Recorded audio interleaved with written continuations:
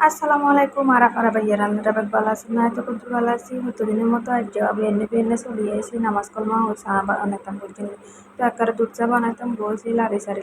একারে দুধ চা বালা করে বানা করে ওয়ালাইছি বুঝছেন ওয়াই অনাবারে